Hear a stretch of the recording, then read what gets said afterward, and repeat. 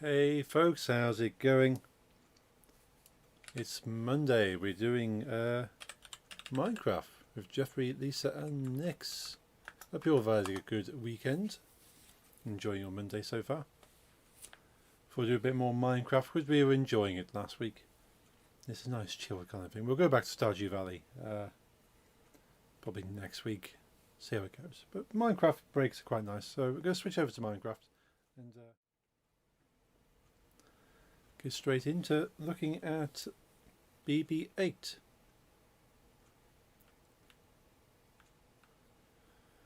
So yeah, it's been a good weekend for myself. Nice and chill, did some nice fun activities. Did an escape room.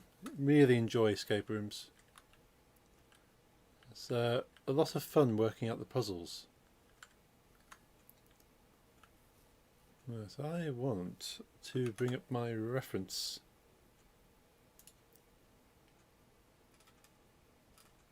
Where did I put my reference? I put my reference in my... there it is. We'll work on this. Let's bring Minecraft back up on my screen. So what do we have? We got some... The colours aren't quite the correct shades in Minecraft, but we'll work with what we've got.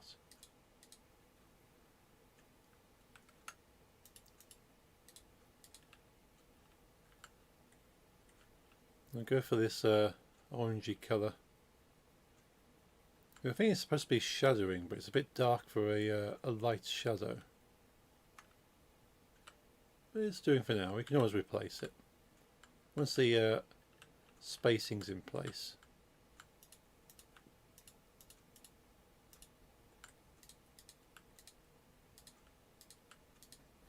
Probably do a little bit of music, couldn't we? It's a little bit quiet.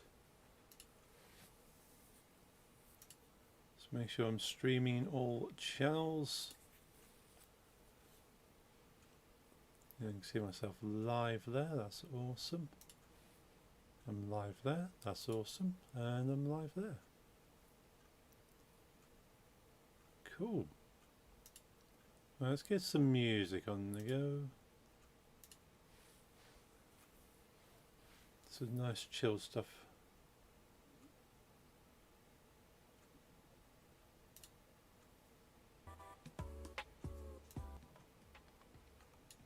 How about that? How's that looking on the audio?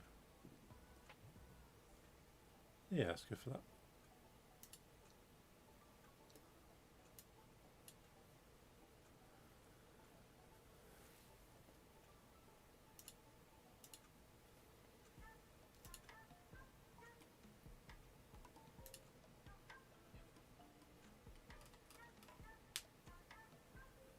Awesome.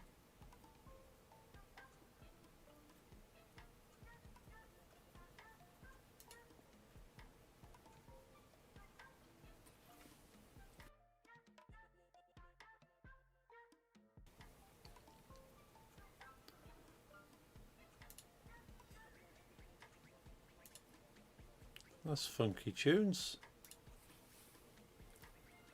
I like a funky tune.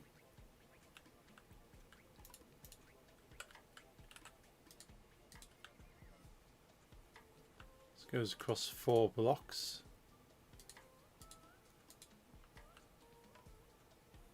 And 3 blocks at the bottom here. And then this block here.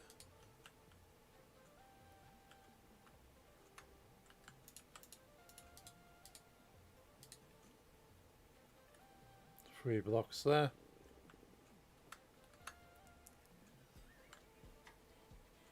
Two blocks.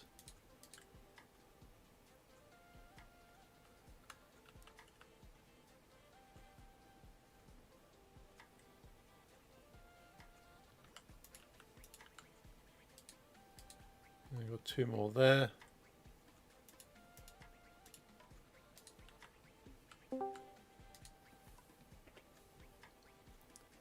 Hello.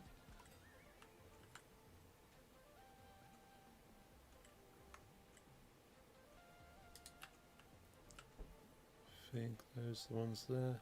Yeah, that should do for now.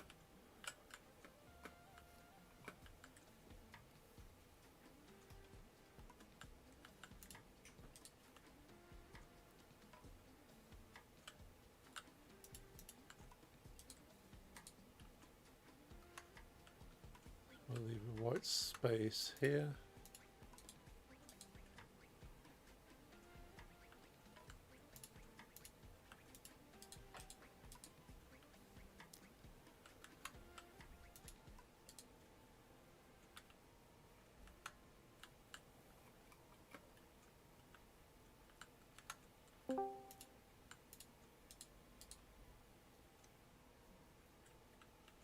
Hello, hello.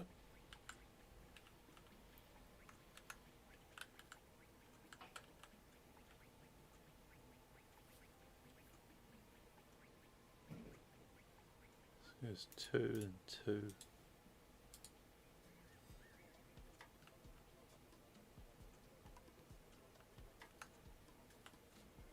There goes 1, 2, 3, 4.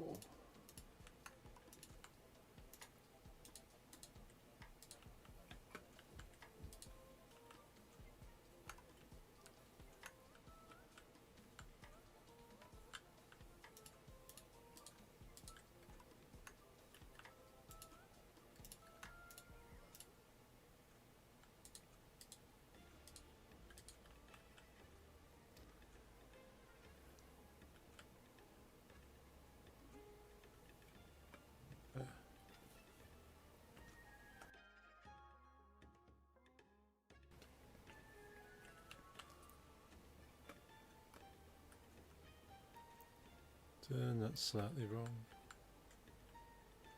Oh, have I? No, I haven't. That's fine.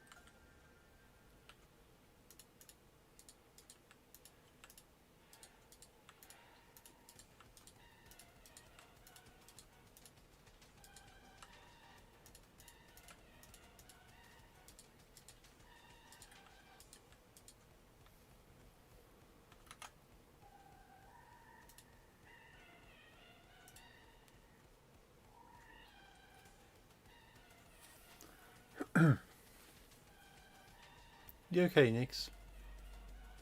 Yeah, mostly. Yeah. Feeling any better? Yeah.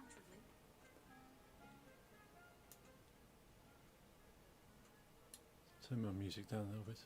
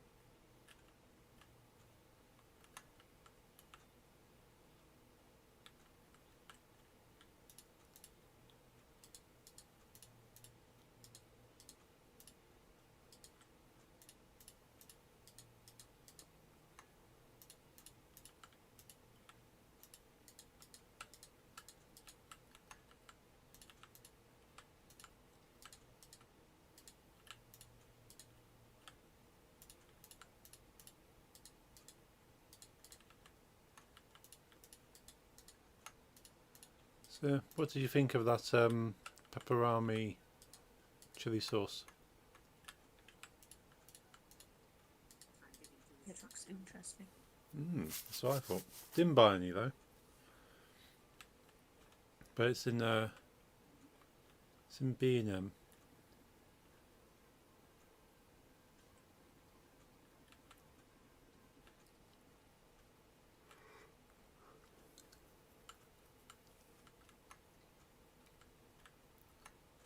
Might go into B&M later in the week and think about it.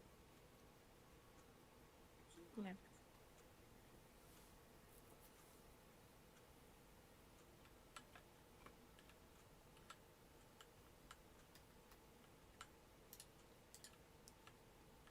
But looking at it, it shouldn't cause you any issues, I don't think, because I think it's only got chili powder. So you might be okay with it. Oh.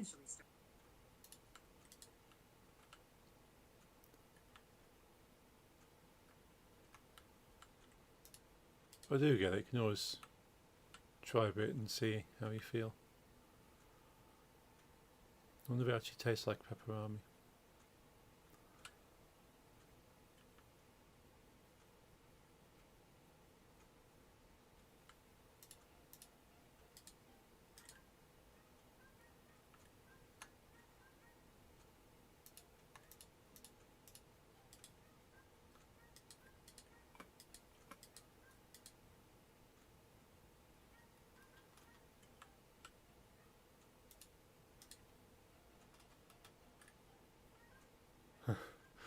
I found a lo-fi channel on YouTube that I'm listening to, and it's a parody. The video is a parody of the lo-fi girl with the cat, but it's the Cult of the Lamb, and I think it's music in the style of Cult of the Lamb, if not music from Cult of the Lamb. But it just had like a cute game version of sexual healing. And I recognise this tune. What is it?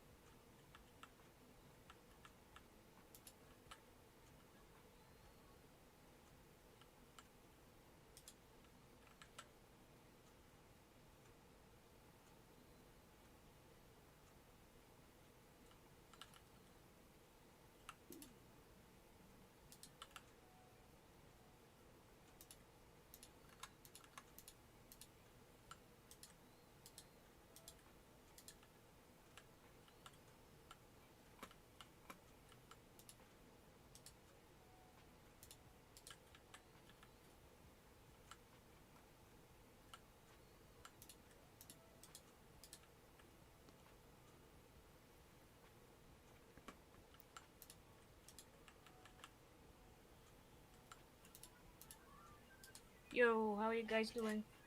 Yo, hey Lisa, not too bad. How are you? I'm alright.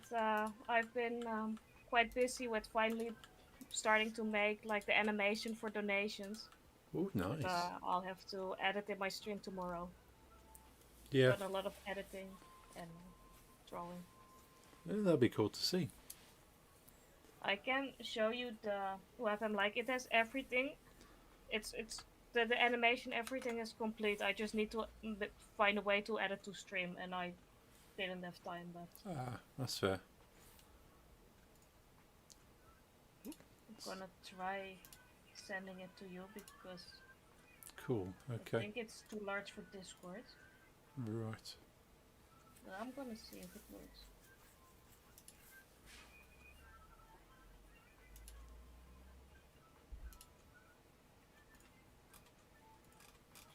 Nah, it's too large. Ah, Boo, Twitch, boo. cool. Boo, Twitch, boo. Let's get your stream open so I can support you as well Oh, there. yes. I'm going to open your stream as well. To tell you that I sell emotes. Of course.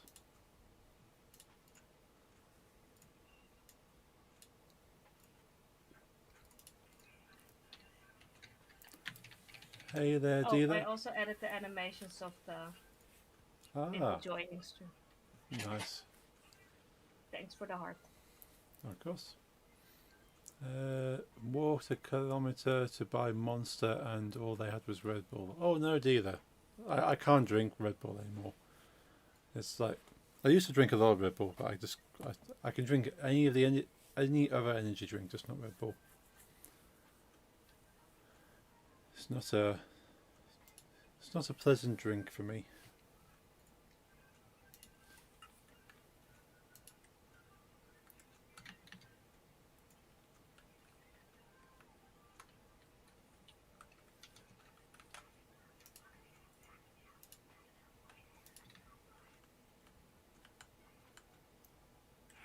There's a cheap alternative called Hell here. Same exact taste. Oh. Less of the chemicals that actually do the energizing. Okay. Yeah, I think Red Bull has a bit too much going on in it. It doesn't need that much. I find other energy drinks give me a more leveled out feeling compared to Red Bull.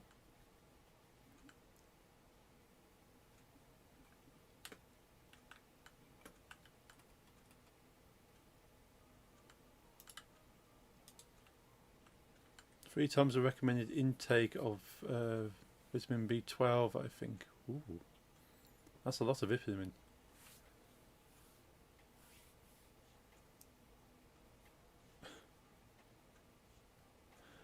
It's very. I'm listening to a lo-fi channel on YouTube, and it just seems to have like lo-fi covers of pop songs.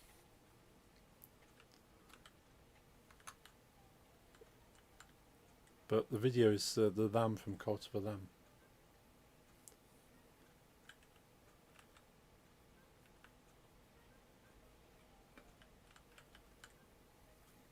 Where possible, I tend to try and drink for energy drinks. I try and drink Sneak, because it's quite a clean feeling to it.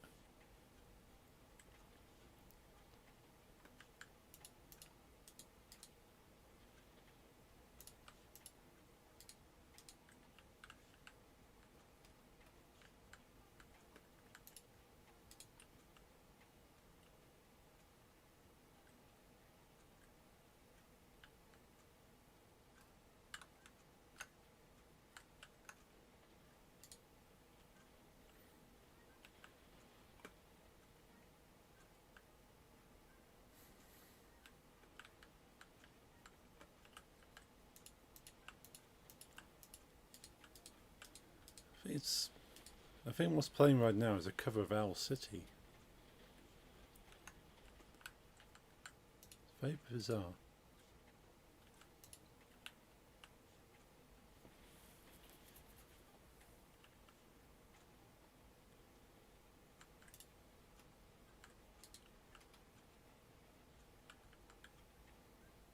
How do you even lo-fi a song? You basically take out all the percussion and put like a single. Sounds like a muted snare or like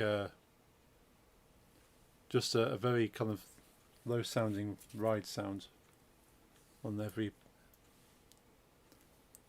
beat in a bar.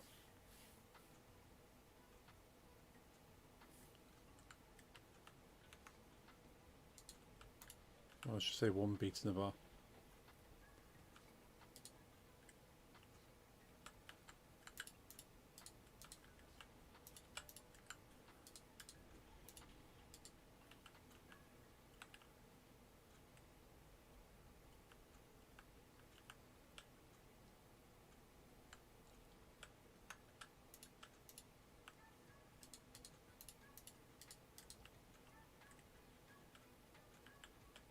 I only tend to listen to lo-fi when I'm in the middle of doing other things.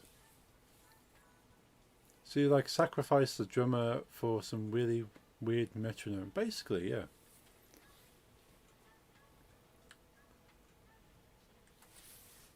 And that could be an interesting name for a song, that. Sacrifice the drummer for a metronome. And probably there are bands out there that would quite happily do that.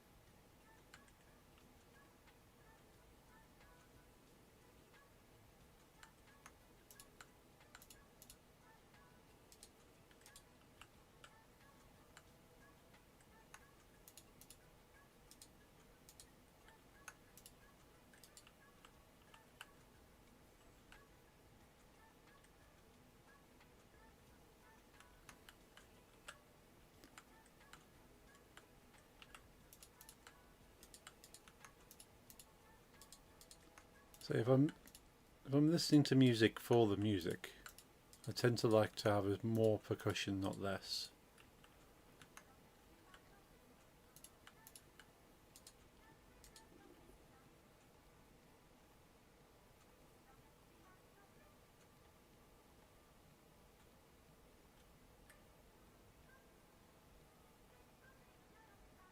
I'm not sure how much of the music is coming through to the stream, but it's oh,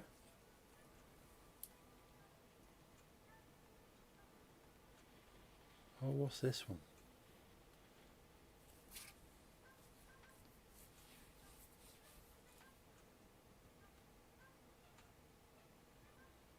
They got a weird version of the wedding march in like a lo-fi gamified music.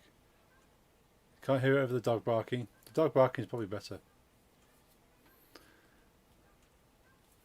I can turn it up, but it's bizarre.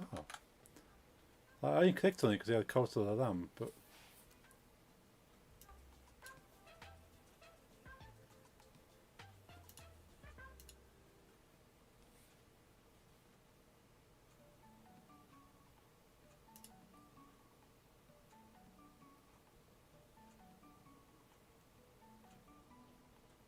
unless it is music from Cult of the Lamb and they've just got some very bizarre. That reminds me of Meow by the Living Tombstone. Not familiar with that.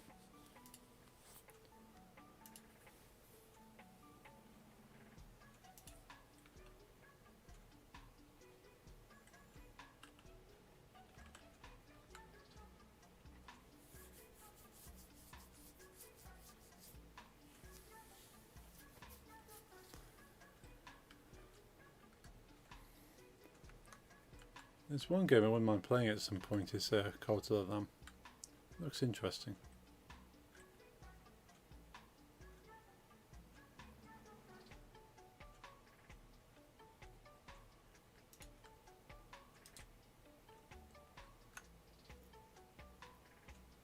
Cult of the Lamb, super fun. Oh, awesome.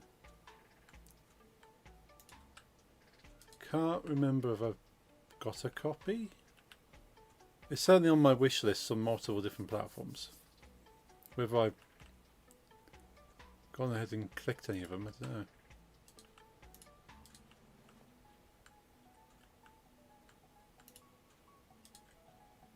It's kind of like like a management sim kind of thing, isn't it? Where you're trying to build up your cult and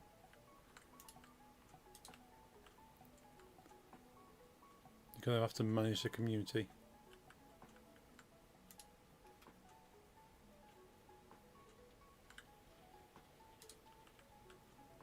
Management and genocide simulator. Sounds a lot of fun.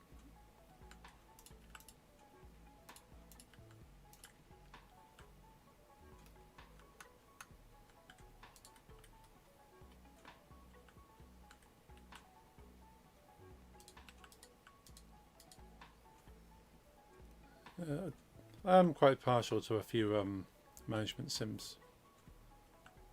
Has to be in the right mood for it though.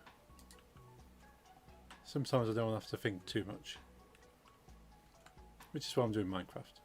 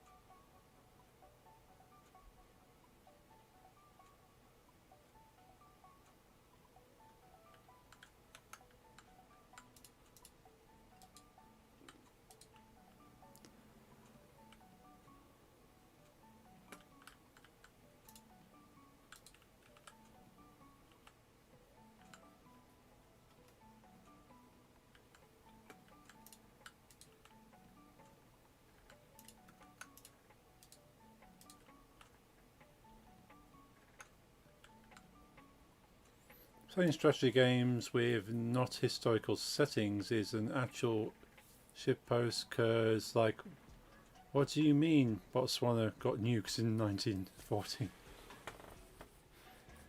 Yeah, like, the civilization games are quite bizarre.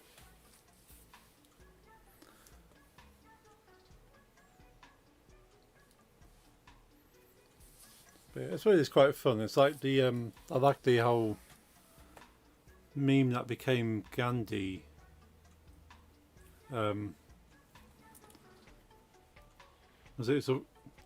Gandhi was so peaceful that if you reduced his peace level even lower, it kind of underflowed the number back around to the maximum, and you ended up being the most aggressive NPC on the entire game.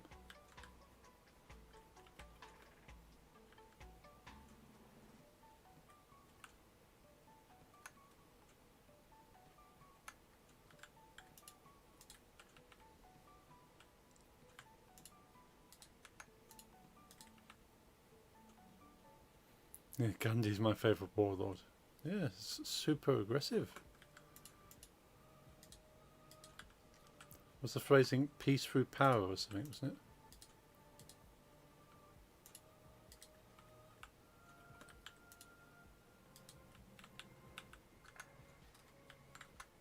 Ultimate level of peace.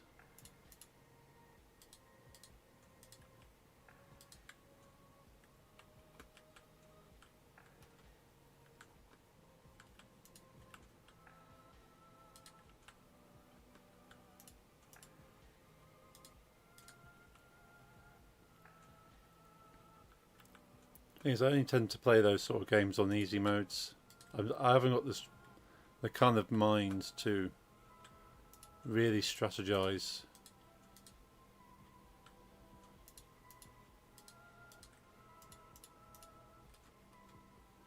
Still enjoy them, but yeah, I'm not up for a challenge.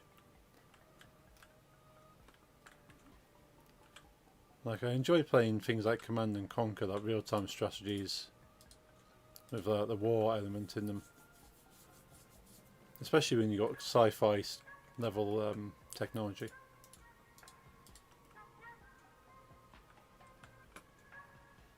Point of gaming isn't to be good, it's to have fun, exactly.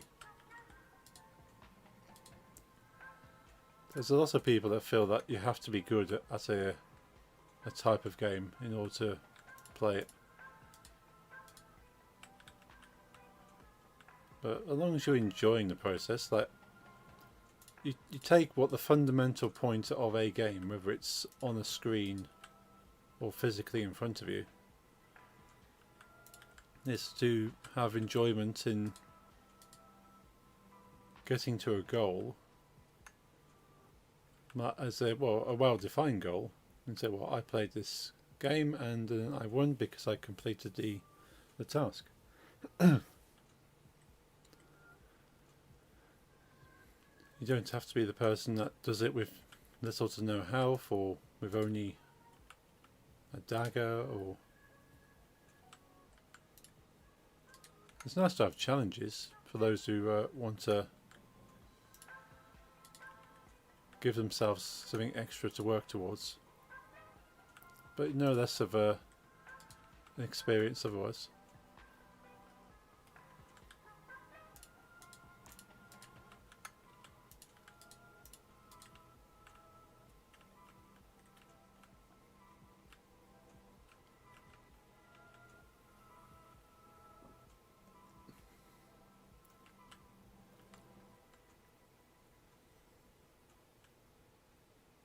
There's a little bit of detail .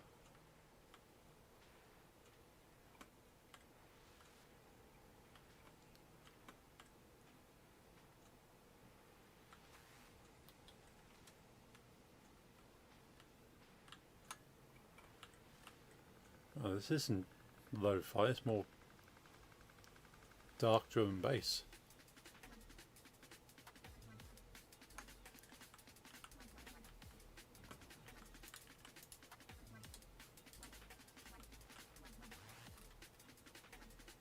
I'd say I don't like it. Quite like a bit of dark drum and bass occasionally.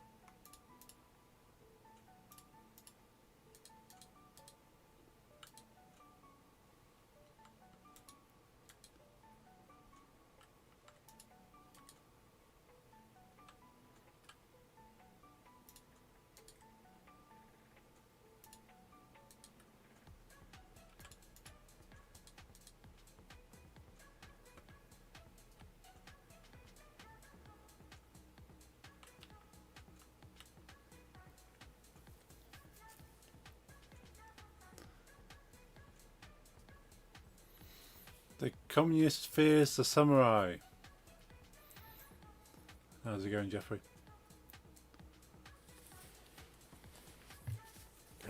I'm good. You good? Glad to hear. That the communist fears the samurai. Yes.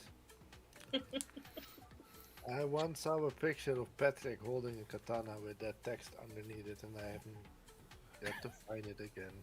Nice.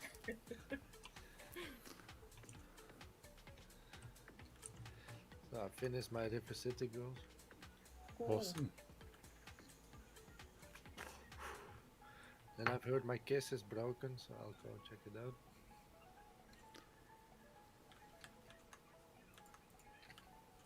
Yeah, we've been playing River City Girls like for some days now. Yeah, It's nice. Cool. it is. I'll just take the train.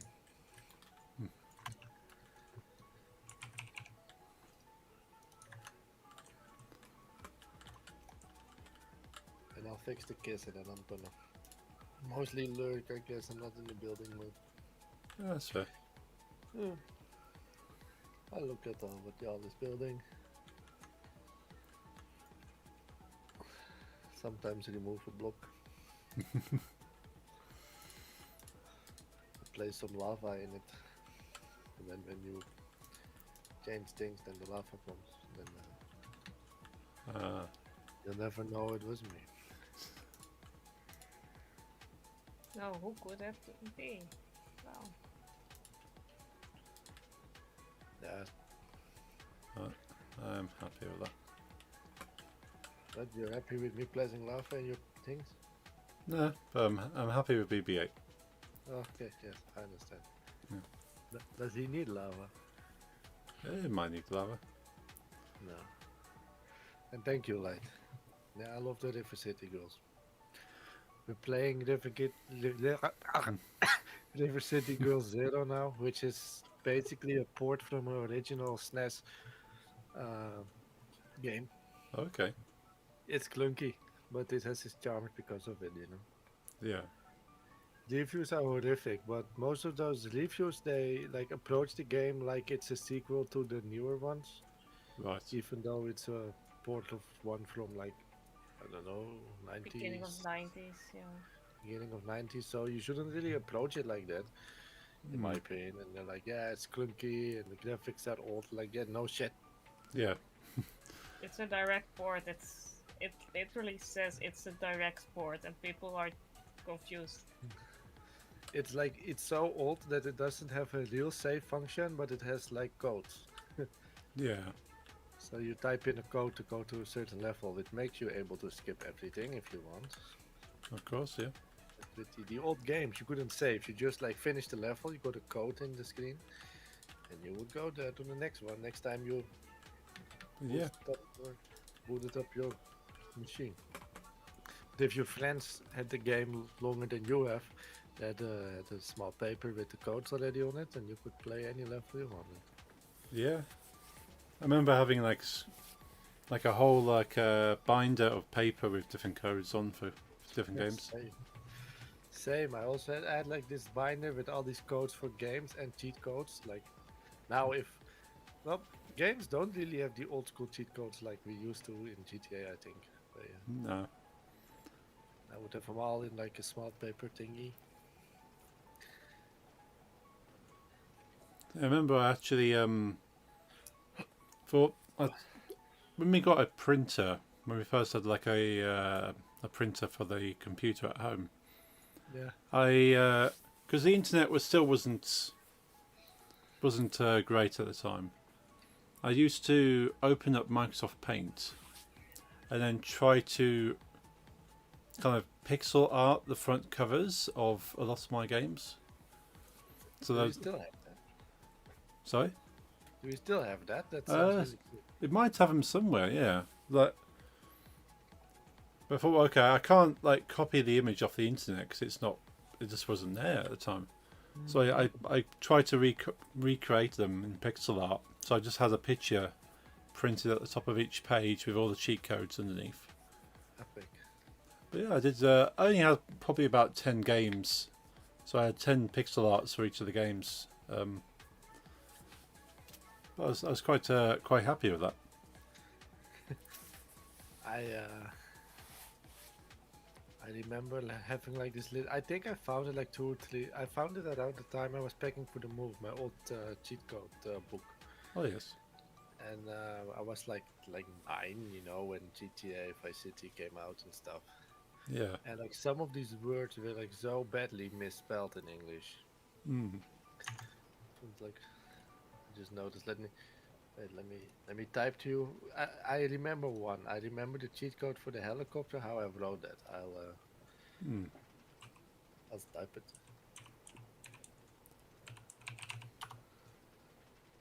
Ah, a helicopter. Yeah, which is basically how the Dutch pronounce it, but write it the same as the English. Okay.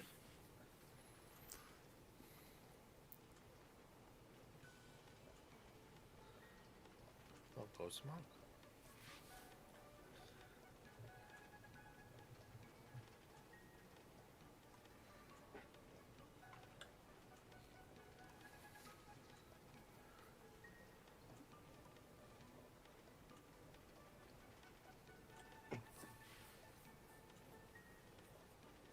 But I also remember that on my first French homework, I wrote the word for yes as Nintendo Wii. So Hmm. WII. Ah, okay. Assuming that the Nintendo Wii was named after the French word for yes for some reason. Yeah, that's a reasonable assumption. I don't know what's it's named after. No. It's the sound you make when you go on a roller coaster, but Yeah, maybe it was like the sound of having fun. Maybe. no. I saw a post somewhere on the internet that people think that the Switch 2 will face similar problems as Wii U because they claim that a big part of Nintendo's sales are from parents, and it was like this. It's in my opinion with both the DS, the Wii, and the Switch. Indeed, that same problems with 3DS, I believe. Right.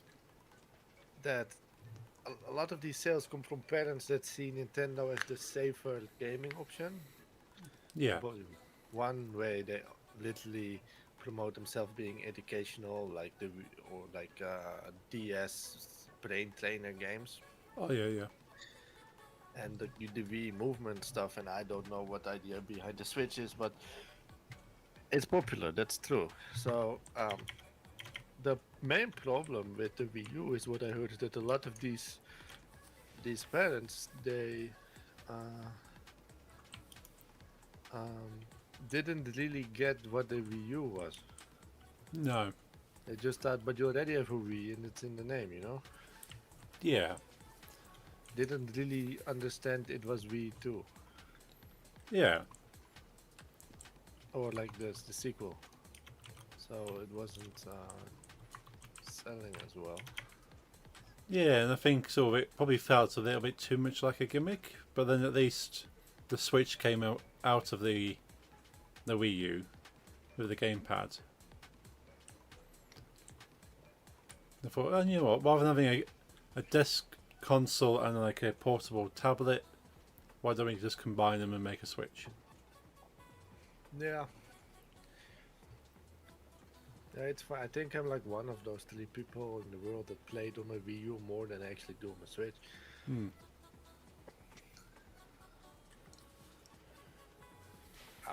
I used my when Switch wasn't out yet, I used my Wii U daily at least. Ah. I loved it. Yeah, so my brother had a Wii U, and there's some interesting games for it, but they, yeah, it's a shame they didn't progress enough to really become something big. The fun thing about the Wii U is that for me about that era is that when we talk to consoles, that when it comes to sales, PS4 won, like by a very big margin, I believe. Yeah.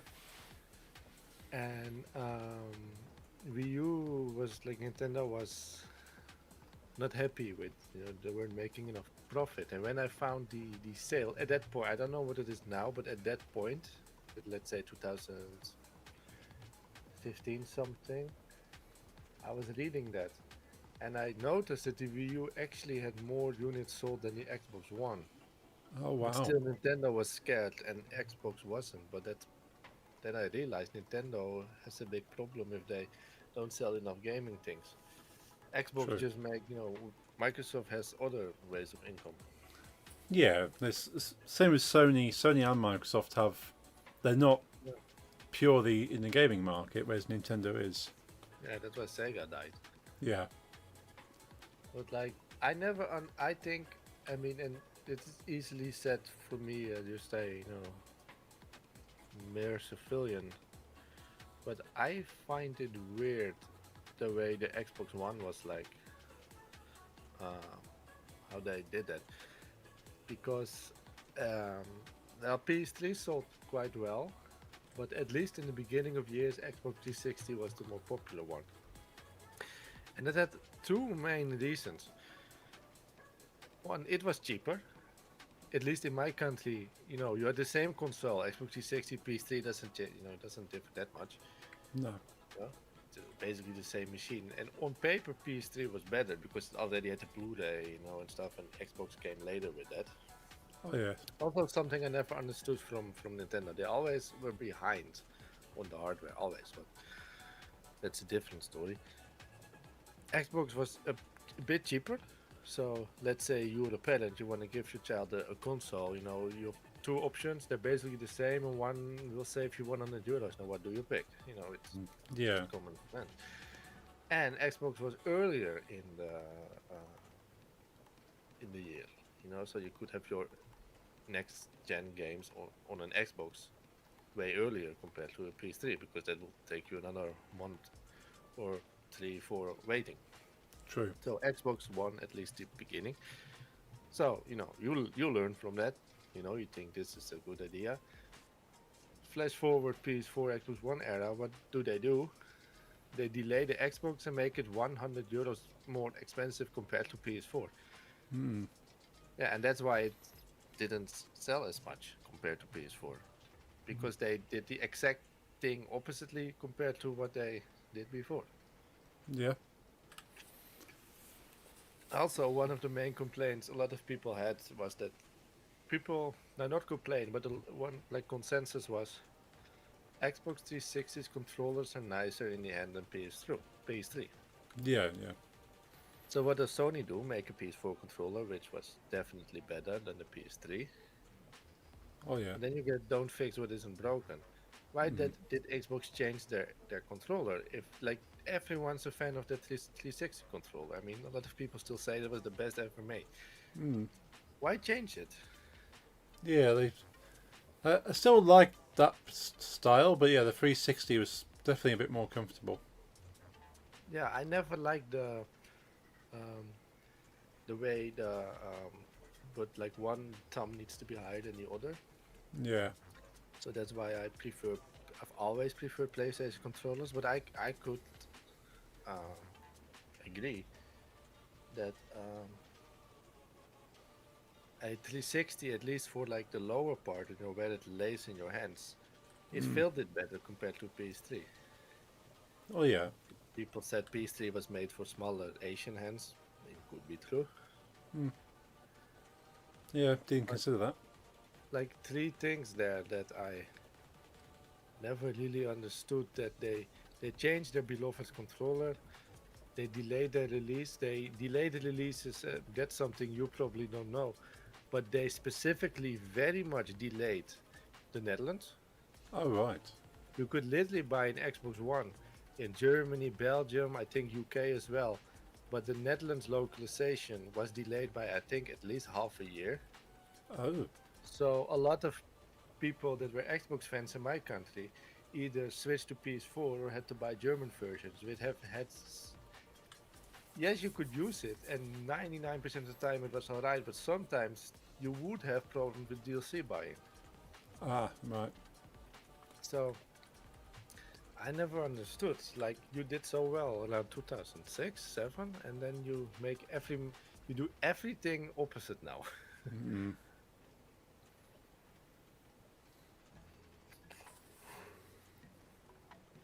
Hopefully everything's become pretty much standardized now. What do you mean? I think they've kind of sorted out a lot of the problems they had in the past with like all the consoles. And I think they are supposed to be stocking the Switch 2 or putting like a high production of Switch 2 to make sure it doesn't happen like the PS5 did, where they're selling out like day Yeah. one. Yeah, but I mean that's not a mistake. I don't think Sony really minded that it was selling out so fast. You know, it's money. Yeah, The main problem. I mean that's a different story altogether because it was during COVID. So there true. were problems with production lines, problems with chip shortages. Oh yeah, the chip shortage as well. And then, of course, you got scalpers, but in the end, Sony didn't really have problems. You know, they were definitely making a profit on the things. True. No, I'm happy. I bought mine before COVID. I literally just like it was announced. Not, I knew I would get one anyway, so it was literally announced. I don't even think there was a picture out yet. It was just announced, like, okay, people, PS5 will come within 1 or 2 years, and shops opened a pre-order. Oh, yeah. Not even with the price. They literally would open a pre-order Right. with a down payment of €50 because you know you can guess that it will be more than 50, Sure. Yeah. and then you were on a waiting list. But because I was there like at least a year beforehand, I was like waiting list like 12th in Almere. I don't know, you know. Hmm. I got a call, I got one, and you had to go pay the rest, and then you would pick it up at some point when you know everything was, when they knew how much it. I was actually the 7th in the Netherlands that had bought a PS4. I got free games as a reward for that. The first 10 people that bought one in my country that ordered one, I got a mail. You're in the first 10 people that bought it, so you get like. I got 2 games for free. Nice. I got. I can't remember what I bought within myself with PS4. That's how much I didn't like the game, I guess. But I bought something with PS4 on the release date. I really can't. Huh. Well, doesn't matter. What I No. do know is that I got 2 games for free as a gift, and those were Killzone Shadowfall and Assassin's Creed Black Flag. Nice. I gave those because I was in the first 10. Hmm. That's awesome. Well, at least for the this particular company, but you know it's like Yeah. a big chain in my country, so it was like you were one of the first 10 to order one. I ordered it like a year in advance. Hmm. I remember it came out on the let's say mid-November. I could look it up, but mid-November it came out, huh?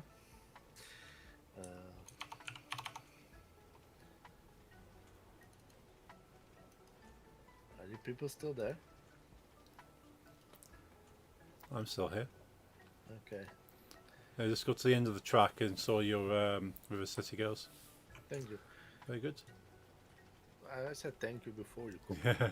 First. It's okay. I figured you would say that. Yes. No, my computer's doing weird. Like what I said to you, that whatever is happening on my PC is okay. Yeah. Minecraft's working, Discord's already, but I cannot open new applications and my toolbar is locked. So Ah. I had the same thing when we were working in Unity.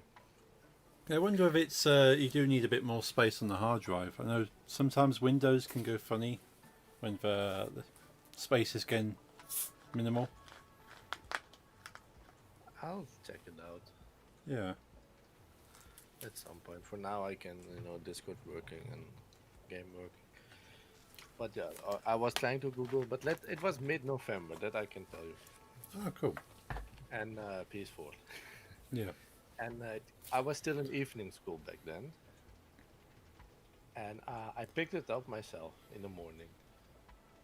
I put it in my house, and I literally had to like go to school within an hour. Right. So just placed the thing, had some food, packed my bags, and went to school. And when I left, my father said, no, he didn't say anything. Hmm. So I came back, like, okay, now it's time for PS4 because I didn't like install it because I knew like I only have 1 hour and I will try it and I will know, school support. Yeah. And I wasn't kicked out for nothing. So I was very serious about evening school. Hmm.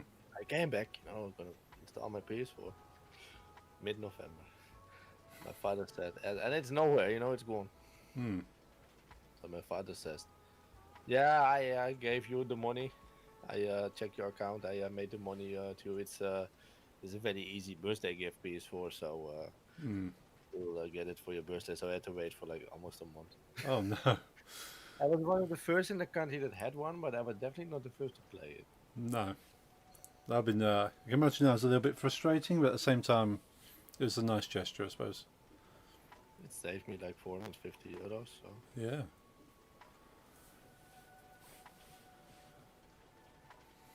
Yeah, ideally, you've seen the Wii U was the goat for emulators. I know it's quite a powerful machine, and I've got a Wii U emulator that I play a few games on now. oh yeah, I love Wii U. Hmm. I still have mine installed on the TV that itself is not on the let's say power. Yeah. But I've got the emulator now, and it's because of you, Yeah. so it's nice. Yeah, so my brother set that emulator up for me and said, "Here you go, found the emulator, found some games for you." So that was quite nice. I love my Wii U as well because the Wii U came out like in the middle of my evening school period, Right. and this is around the time when I basically had no social life because Right. I did have friends, but they were busy when I was at school, and they were free when I was at school, and they were busy when Yeah. I was awake, or they were asleep when I was awake. Hmm. So this is around the time where I watched about 4,000 anime series. Hmm. Not the I've got around 700 days worth of anime in my list. Wow. And the Wii U was great for that because the Wii U had a browser, All right. same as the PS4 by the way, and PS3. Yeah. And on this browser, you could go to websites, illegal anime websites, watch it. But on the Wii U tablet thingy, Oh you yes. could already get like have the next episode, you make it ready, and then send it to your TV. So it was really smooth watching series Ah, nice. if you had it on like a. And the thing why it worked was that because I remember on PS3 era I tried to watch things online, but it didn't work because they didn't recognize the PS3 as a PC. Right. But around the Wii U era, they made the sites. You if you clicked on the mobile version of the episode, then it would also play on the Wii U. Ah, nice. Because maybe they recognized it as some kind of Android or something. It of course wasn't. It was whatever OS is on the Wii, Hmm. but it was recognized as an Android by the websites. Ah, So you could watch anything on your TV for free. It's nice. yeah. The main anime watching thing.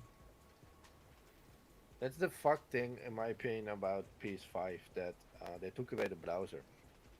Ah, that's weird. Yeah, I'm pretty sure I know why. Right. Even the option to browse the internet basically is there because it has a Twitter app. Hey, and if thank you click for on links the on Twitter follow app, then on through my the Twitter app, you're on the Twitch. internet, you can go to websites and Just click take a note of that message that pops you up. cannot type though, so We have a lot of people there's trying to literally sell people that their want to use their PS5 as a web sell their browser wares here that and stuff. have We made don't. like an alt Twitter account, which is nothing but a list of links. They Yeah. click on and then they go there. But yeah, I mean it's a bit dumb. They sold the PS5 as some kind of same with Xbox, as some kind of like media hub for your house. It's more than a console. It's also your Netflix machine. Yeah, not doing too bad, but yeah, Make a note of that message that So pops it's up for because that. so If many you people can watch try and any sell illegal things here. streaming sites on And we your don't buy PS5, anything why here. would you And take the Netflix? we do ban people who why, try you and know? sell services. But welcome in. That's why they took out the. Glad the to have you browser. here. Hope you're having a good Monday. I mean, when I could use my consoles for, how do you say, for illegal anime, Hmm. why would I take a Crunchyroll subscription? You know, Well, yeah, that makes sense. that's why they did it. They tried to sell you all these subscriptions to your PS5. Hmm. So that's why. But you know, it's okay. It either says wasn't the most popular site on the PS5 browser Pornhub. But besides, PS5 has no browser. Hmm. I do remember, through friends, of course, Yeah.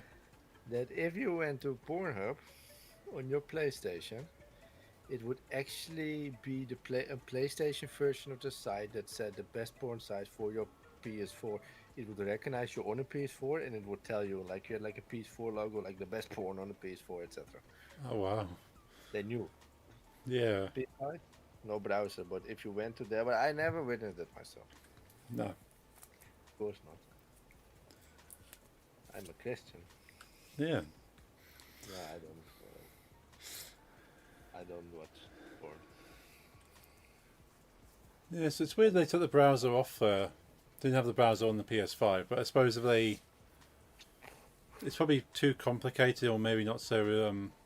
It's not. They blocked it. Yeah. Just like the backwards compatibility Ah. for PlayStations is basically software blocked. It's not because Yeah. they cannot do it.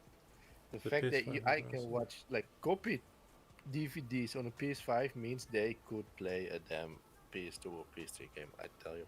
Hmm. PS3 was backwards compatible upwards to PS1. It Yeah. had every.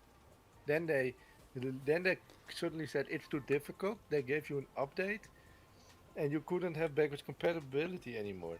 And why? That's the same time when they made the PS Classic Store where you could rebuy every PS1 and PS2 games. I know what they're doing. Yeah, I did know that people were like installing their own operating systems on the PS3 as well. So they kind of locked down a lot of things around that time. But I know I've seen online that people were like installing Linux onto the PS3 and actually running like cracked PS3 games through Linux. I have also have heard, I remember now because you say that I heard once, I don't know if it's true, but I've heard that there was a point that the power the PS3 had, so the amount of RAM and the type of processor and stuff, Yeah. were at that point cheaper than to get a PC with the same specs.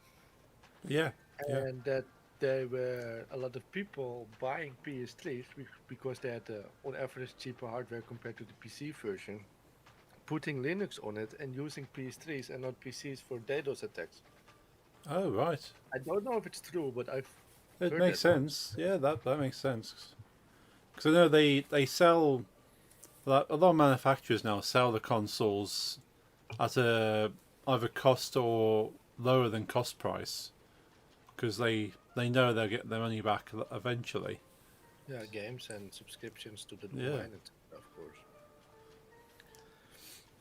So yeah, it would have cost more than they were selling the PS3 for. But then if you're not going to buy any games or services, then yeah, you got cheap hardware. The then- mighty yeah. PS3 supercomputer. Yeah, they were quite powerful machines. For that time. Yeah. Oh, but okay, the only bad thing about my PC doing things now is that I cannot watch your streams anymore. Ah. And I would like to be able to at least mod Lisa. Hmm. I'm gonna I'll be right back, okay? Okay. I think it was the CIA, not sure, but there was a supercomputer that was made just from modded PS3s. That'll be interesting to find out about. sold for auction last year. But I know you can certain machines you can kind of rack together and kind of working as one computer. Have like banks of them, as you say.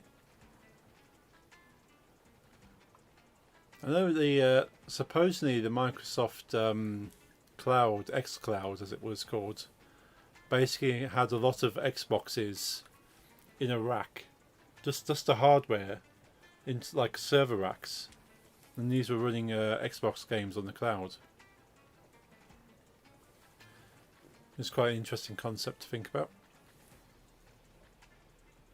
I think they probably changed the structure since then, because that was kind of like an experimental stage. You think the amount of people that subscribe to Game Pass Ultimate that has access to game streaming now. But the same with Nintendo Switch, because Nintendo Switch has game streaming. So you'd have to have servers with compatible hardware running that game and then streaming the experience to the console.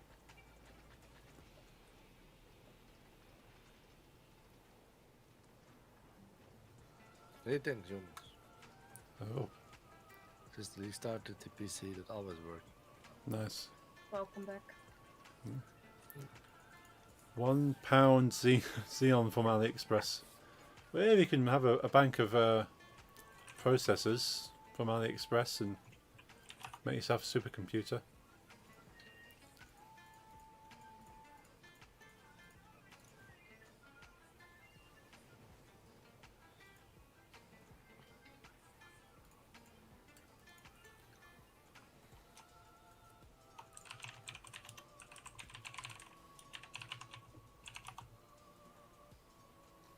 AliExpress has like super duper cheap server CPUs.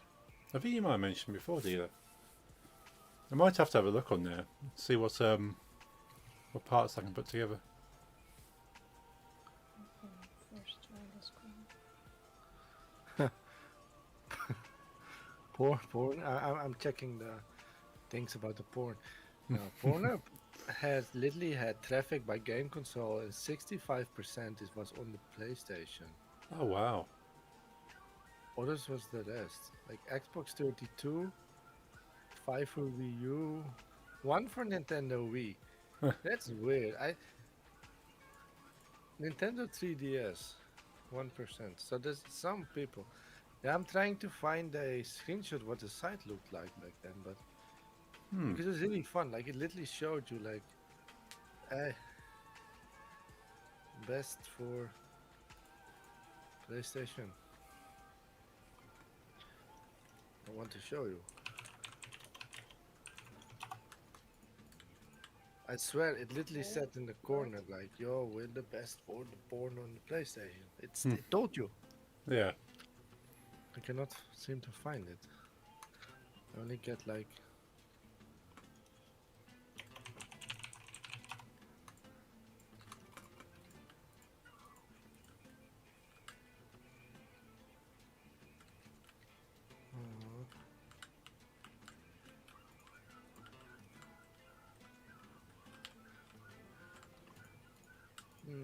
can't seem to. No, I can't find it. Maybe it was PS3 then.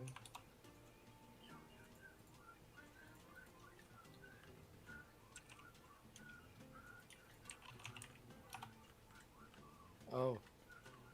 Okay, never Google please. Yeah, be careful what you Google. I phrased it weirdly and now I'm getting weird things on my screen. Ah.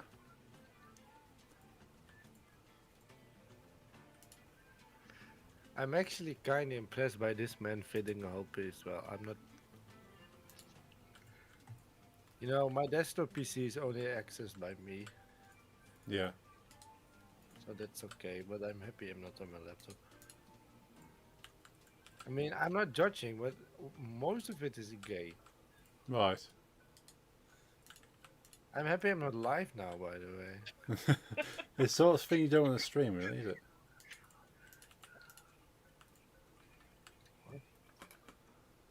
Pretty sure there's a guy who had sex with a Xbox 360. I don't doubt that. You know that Christian person I was telling you about? Oh yes. Yeah. He was, I'm trying to not say weird words. He was intimate with the PS3. Ah. There's video of it. Hmm. Holy shit. But what, it was literally there. It was literally there. On the damn things. PS3. Was it X videos now?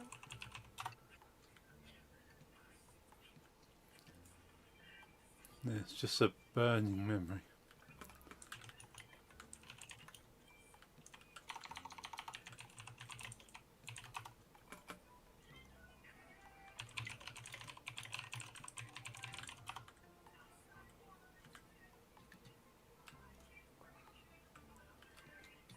I'm getting weird as.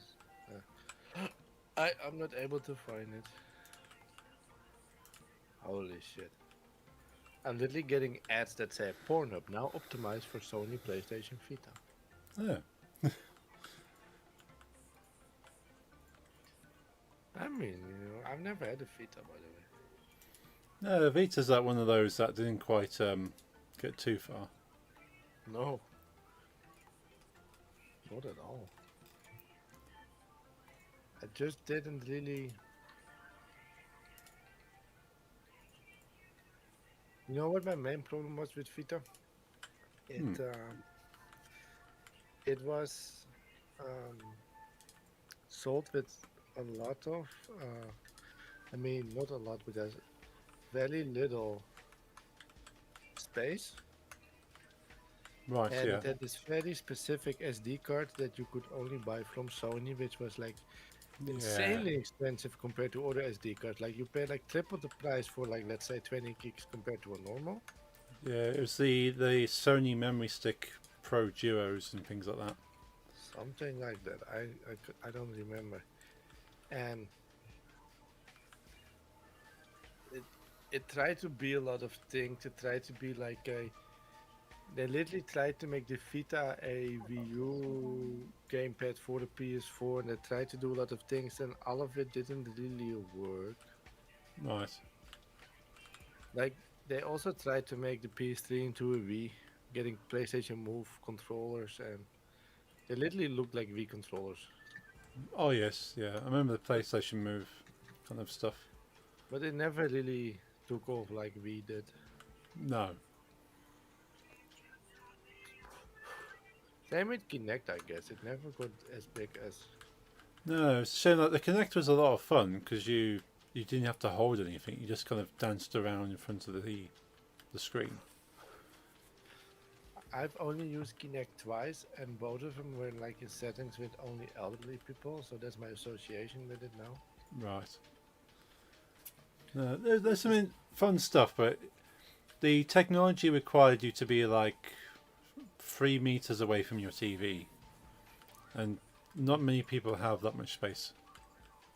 Like the elderly home I was working at, it had a Kinect for the elderly. They liked it. They had it installed on the ceiling, and it.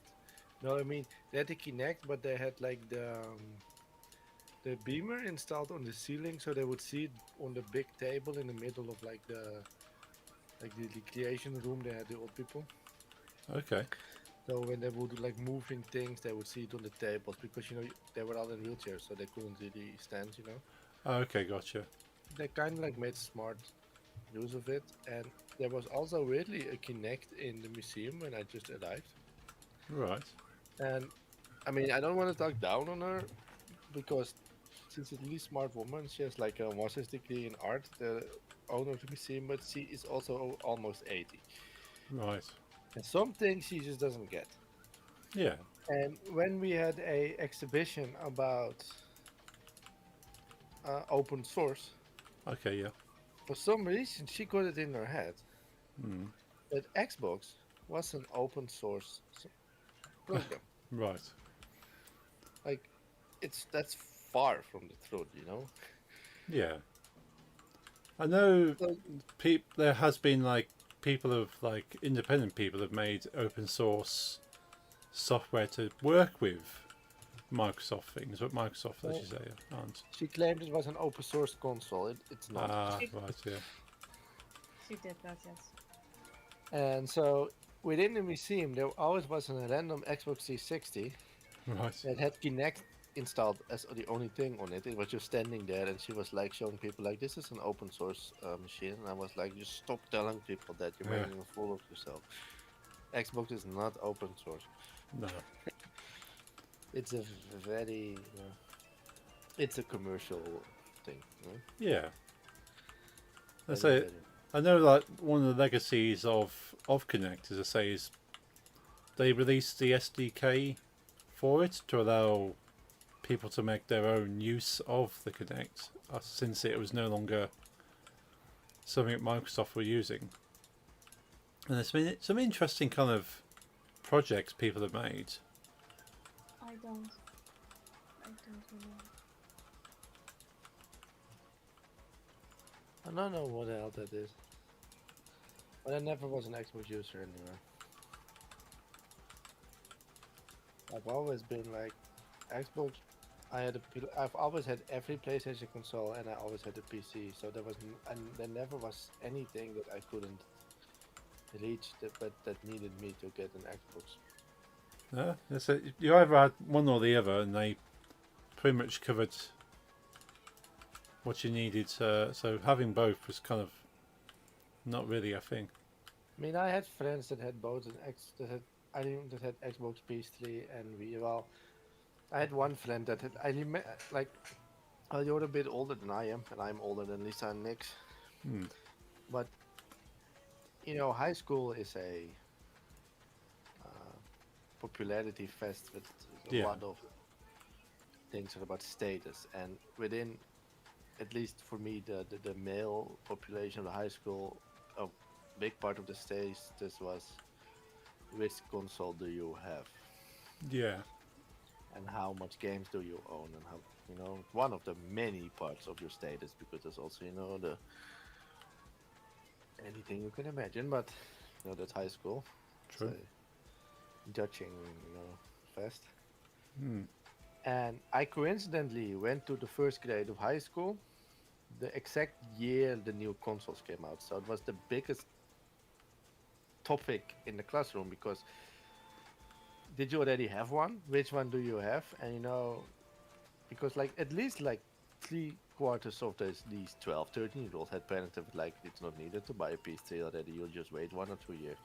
So it was a very big topic that you came into this classroom, you know, you knew no one because you just came fresh out of elementary school. And Hmm. were you someone that already had a PS3 or an Xbox? Right. Yeah. And if you already had, then you were divided into groups, and you will hate the other ones. Hmm. You would hate the Xbox people, and you would look down on the PS2 and GameCube people. Yeah. I remember there was one boy in my class that had all three. That had PS3, Xbox 360, and Wii. But all I can say about him is he had 3 older brothers Right. Yeah. still living with him and his mother. So like one was 18 and wanted a PS3, and the other one was 21 and wanted an Xbox. So everything was in the house. Yeah. So Yeah. that makes it different. Yeah, I kind of had that to a certain extent. Like when my brother got the PS3, I ended up with the Xbox 360. Yeah. And yeah, we played on each other's consoles, but they mainly that one was his, that one was mine. But we still enjoyed sort of games on each one. Yeah, I was an only child. Still am, basically. But kinda not. Hmm. I mean, my parents treat Lisa as a child, so. Oh, I mean, not as a child, but as a, Yeah. one of theirs. yeah, that's nice. But yeah, even It's like as a child, you want everything. So when I was younger, I wouldn't have mind my parents buying me a PlayStation and a Wii and an Xbox 360. But now that I'm adult and I can buy whatever I want, I just bought a PC, a PlayStation, and a Switch, and I'm not really seeing the benefit of an Xbox. No, no, like even myself, like I didn't have the first Xbox, but I've had the 360 and I've got the One, and I was thinking, oh, when the Xbox Series X was announced, I went, oh, I definitely need to get that. And then the more I've looked at that, I go, actually, all the games seem to be coming out on PC. Yeah. And I've got my PC plays most games. So is that why do I want to buy the Series X? I So, mean, sorry? I was going to say it's very hard to think. Well, what am I missing out on that I can't play? And there isn't really anything. The only game I've never played that I kind of miss Hmm. is Halo 5, Right. because that's the only one they never ported to PC. But I've also heard the reason they didn't bother with Halo 5 is that it was so bad and so badly received that they were like, okay, we're just gonna do 1 till 5 Reach and then just 6 on PC because no one liked 5. Yeah, 5 was a bit. I 5 is a bit of a weird one in the story. I've not actually played 5. I played some of 4, I And- played 4. but I need to go back and actually play through it because I played all through 1, 2, and 3, Reach. So yeah, but yeah, I started playing 4, kind of got bored of it, So and then I honestly never finished 4. I did play it, I think about like 3/4, but yeah, then it just, I didn't really was a big fan of ODST either. yeah. I liked ODST for like the story. Like the gameplay wasn't. Yeah, the story was great, but between Yeah. the story parts there was too much walking. Yeah. It Yeah. was random walking through the same city, and then you would get a flashback again, and then it was nice again. And then you Yeah. had to walk again and through the streets, and it was walking, and yeah. Yeah. It was interesting to kind of fill in the gaps of what was going on, but as far as the game, it wasn't. Yeah, it wasn't great as a game. Two was best. Hmm. They never topped 2. No, it's like anyone I know that sort of played 2 more than once because I've only played it once. It's definitely said yeah, you can't get better than that. I mean, maybe like mechanic wise, Reach of course and 4 are more modern, so more. Yeah, It's better to play, but story wise and stuff and the gameplay and it. I mean the level designs and the story. Heading and out the then, dealer. atmosphere of Thank 2 you was for never dropping beaten in. by them, like to a point where good when to I have a did chat with you. Halo, yeah, marathon on you got Rematch right before no I guy had with to- a modded Vita. Oh dear. I did it in like story wise, so there was kind of like a shock Yeah, when I make- played Reach. I think people have first, tried making their own which is one of Xbox the when newer the ones, of Series X course. was announced, And which then is I quite went cool. back to, and then I Yeah, because hope you have a good Reach week, ends and where I'll see you one next time, starts. dealer. Yeah. I went to 1, and that was so insanely ugly compared to Reach. Yeah. And then I played 2, and 2 is my all-time fave. Hmm. I played 2, and then when I got to Halo 3, it felt like Halo 3 isn't bad, but you know the saying, you know, how do you say, coming one after Elvis, something in Dutch we have that. It's a saying that you know it's you have when you have to like follow up after a very good. Oh, like okay. this. Okay. And it felt like that, but then in the game, like 3 is just like it's Hmm. good, but it's not 2. No. Like, Then I played ODST, which was yeah. No, the first one I actually played was 3, so to me 3 was a really good experience, and I played it so many times. But then I went back and played 1 and 2, so I didn't quite get the same connection to 1 and 2 as anyone who played it before 3. I remember I played one when one was the only Halo in existence. Right. Fairly young I was.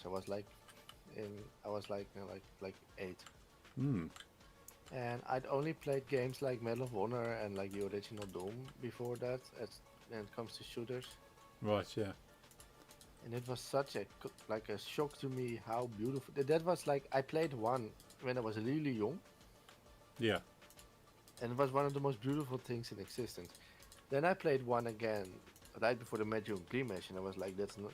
When I literally started it up in like story wise, so I played Reach, and I was like, yeah, that's basically how I remember Halo to be. Hmm. And then one came, and I was like, that's not. This can't be. Nah. It looked like a NES game to me.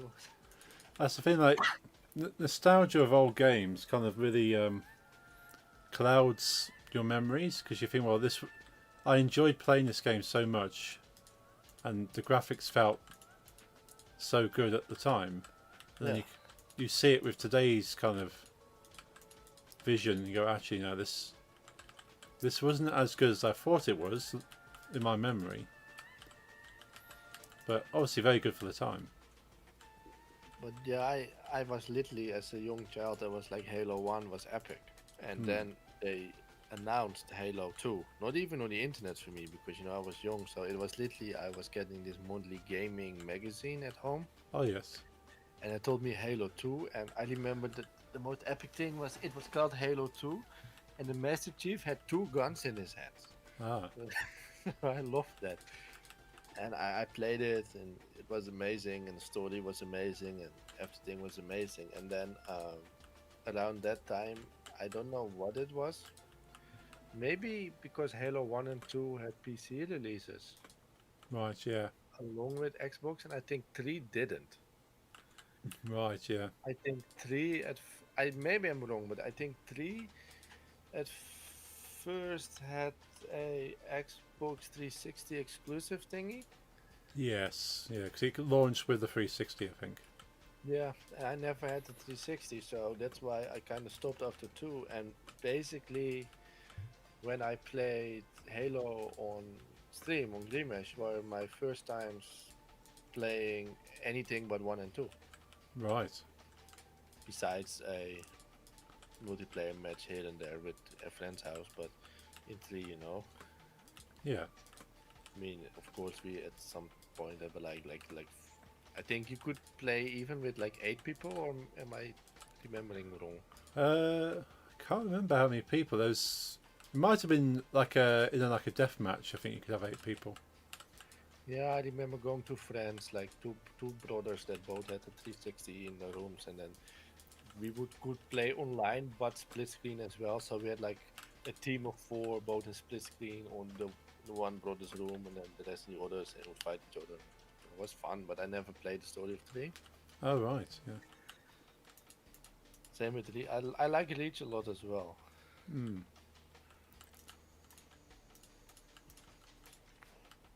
But nothing beats 2. No.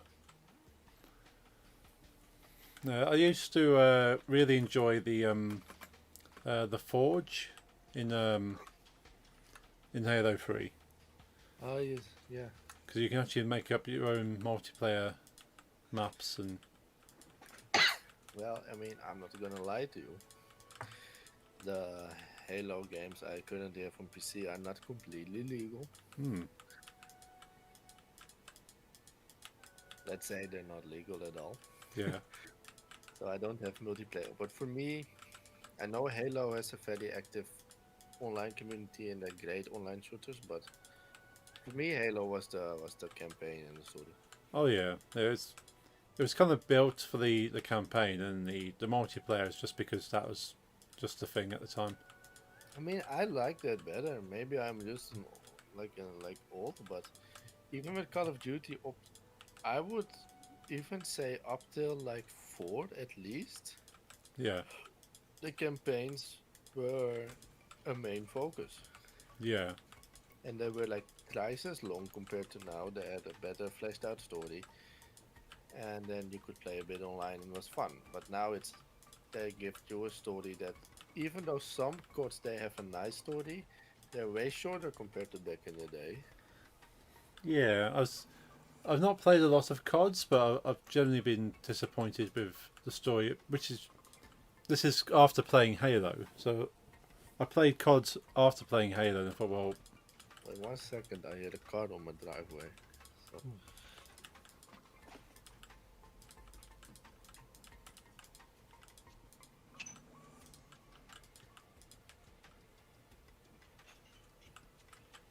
It was an airplane.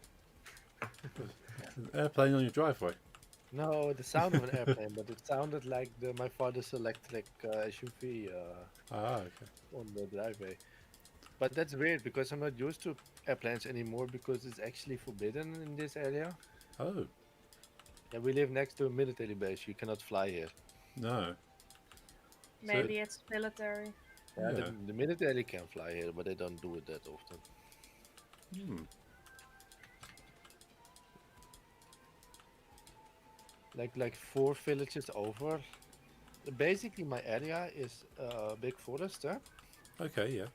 with a chain of very small villages, with the biggest has like 5,000 people. Right. Some of them have only 300 people. And all these villages are like next to a gigantic artillery base. Right. So when they train, we'll hear it, and sometimes the ground shakes. Oh, Literally, yeah. it's fun. And one of our friends, she lives at because every village is based. The military base is so big. Wherever you live in a village, it's at least next to the military base. And she happens to live next to the part where the helicopters land. And she said that is, I mean, that can be loud. Well, yeah. So but we don't really have much. We live near the entrance of the base, so we don't really have much problems with sounds. Oh, that's okay then. We live near one of the only train stations. So when there is like a big military day, and all the young recruits need to come, then it's like filled with 18-year-olds in uniforms here because they all come by train. Oh, wow. Yeah. They walk through our village and buy food and stuff. Yeah. So to bring a bit of money into the area. I definitely think that besides tourism, because we live in like the most foresty, like nature, how do you say, we live, I think, in one of the only protected nature areas in the country where you can literally see like real trees and stuff. Okay, yeah. We have a lot of like tourists, Right. and I think most of our economy of this area is tourism in the summer and the military. Ah, That's what most restaurants get their money from, I guess. that's cool. That's real trees, like trees in Yes. Almere were planted by the government. Those fake. This is real trees from medieval time. Very, very old real trees. So they're not the 5G towers then. Be right back. Yeah.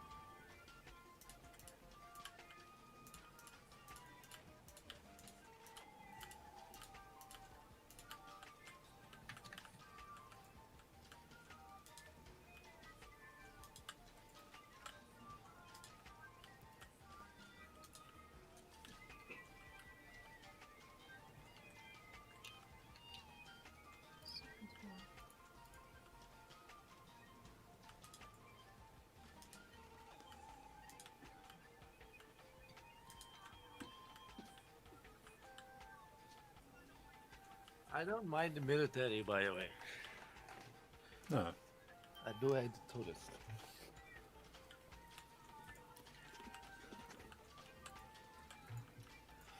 It's the only month a year when there's actually litter in the streets, and Yeah, that's not good. there's like 90% more people walking their dogs in the foot. I don't like that. No. Mostly Germans, by the way, I think. Okay. Well, I don't. Germans aren't messy people. They're like mostly polite and they stand in lines and stuff. Normally, I think I have to admit that most of the people that really do the littering and stuff, that's the Dutch people going on vacation in their own country.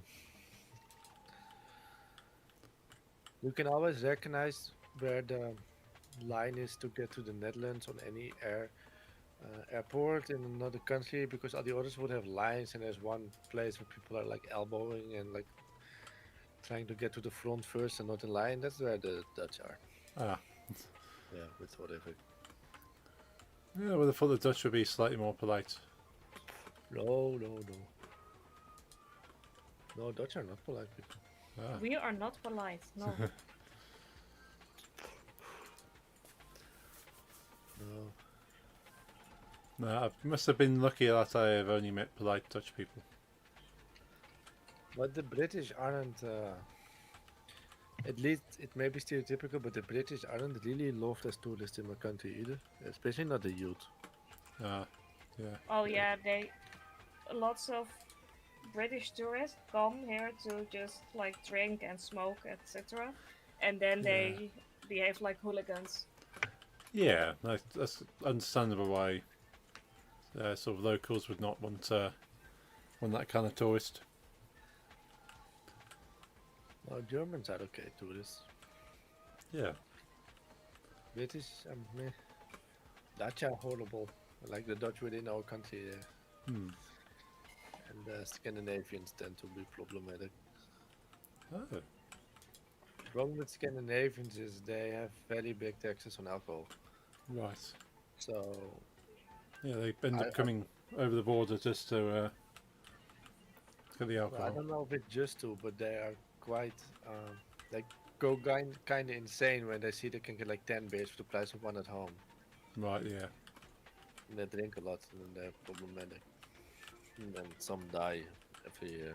Ooh. Same as Spain, I know. Like when like the Swedish, all these Swedish young boys go to Spain, and suddenly they can get like for €10 they can like 20 beers instead of at home where they pay like 30 for the 6-pack. Oh. They drink too much and they get liver failure. Yeah. So that's sad, but you know, kind of do it yourself. Yeah.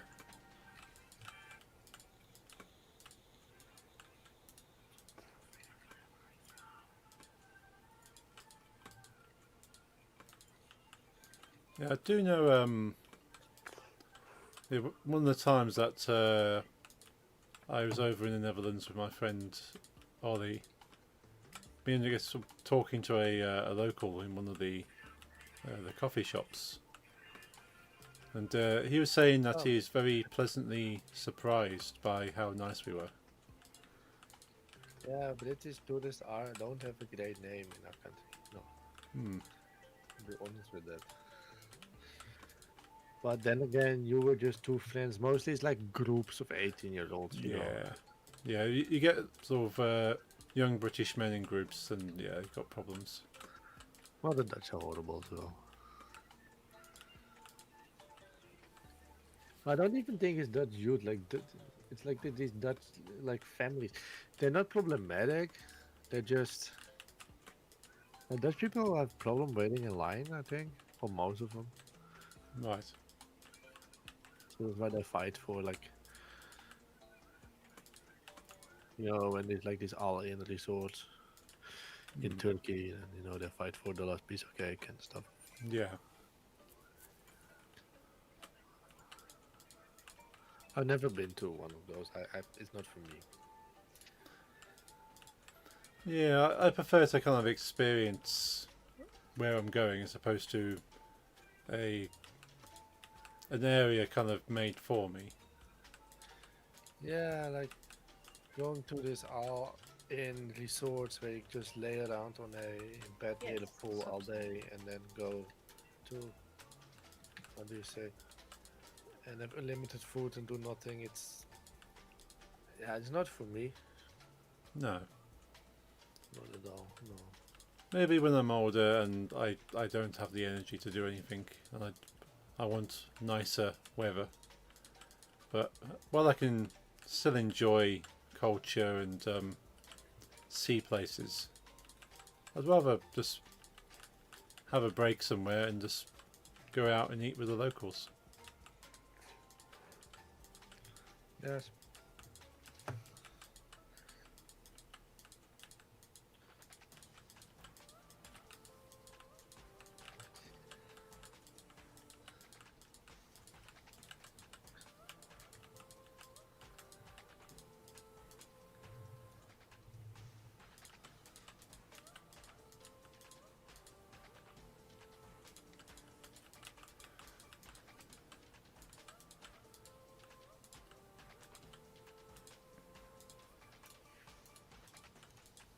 Yeah, by the way, I've worked out how to recognize when you shoot a target in the code now.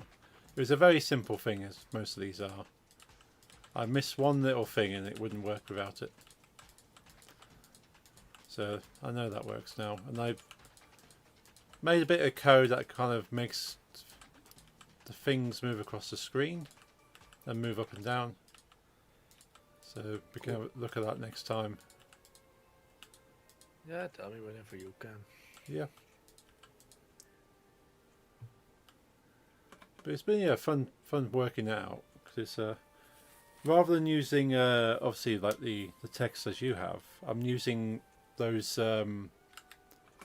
screenshots I made in that little photo booth from the last stream. Yeah, yeah. So I have the picture of the chicken and the picture of the panda. So you shoot the chicken and they turn into pandas. That's nice. Yeah. So that's basically what I've got the code doing at the moment. Just kind of as a principle that you see one picture and then it becomes another picture. But I need to have a look at like having the GIF in there. So it goes from picture to GIF to picture. So I can try working that out and working out the background. So there's still a few things to kind of check.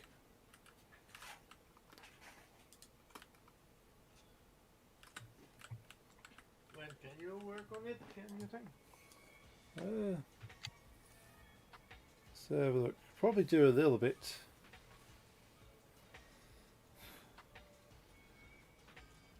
Oh, Nix, I just seen your message.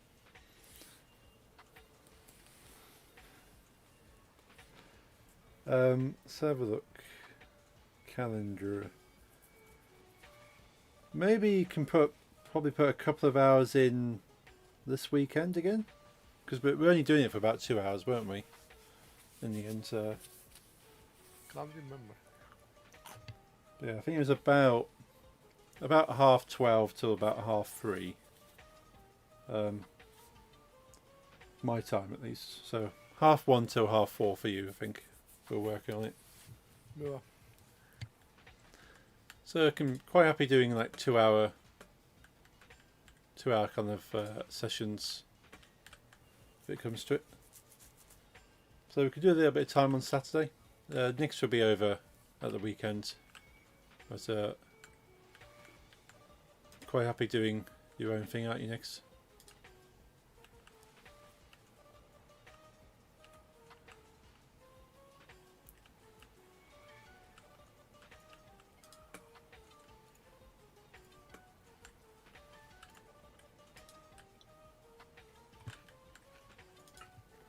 Well, I made some music for it already, by the way.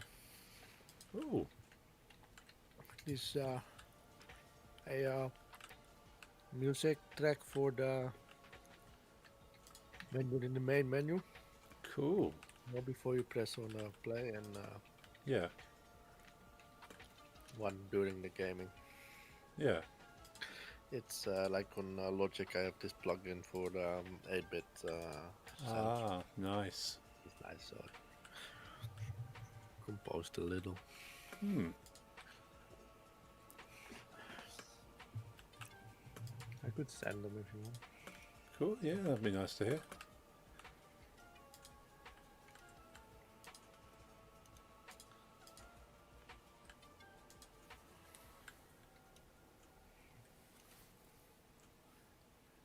Oh, Lisa's offline? Yeah, I'm offline. I did not know.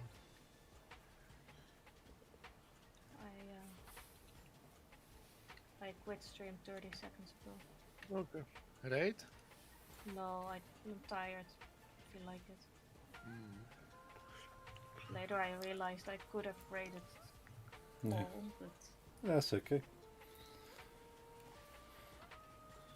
No, probably, was it dog walk time in about 10 minutes? yeah. 13, I guess.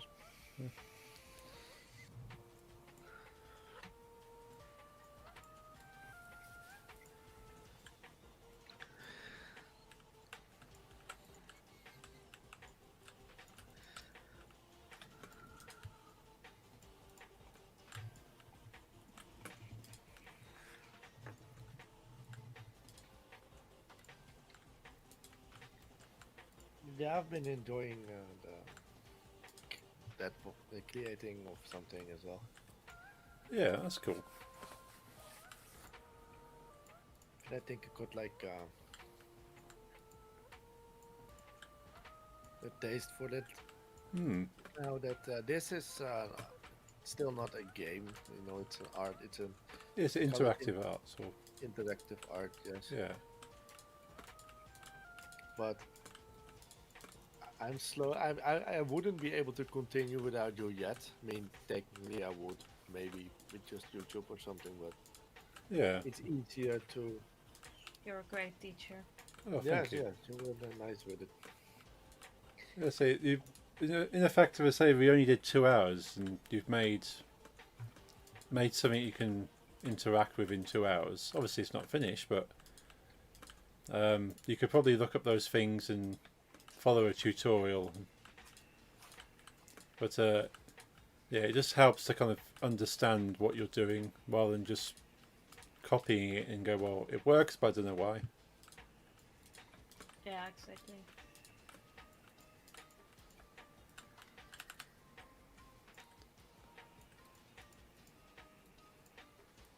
Yeah, there's different levels that you can go deep in this kind of stuff, where it's like, how much of like C# do you end up wanting to know, to the point where you could start writing anything you want because you already know the coding, and then you're just learning the engine like I am.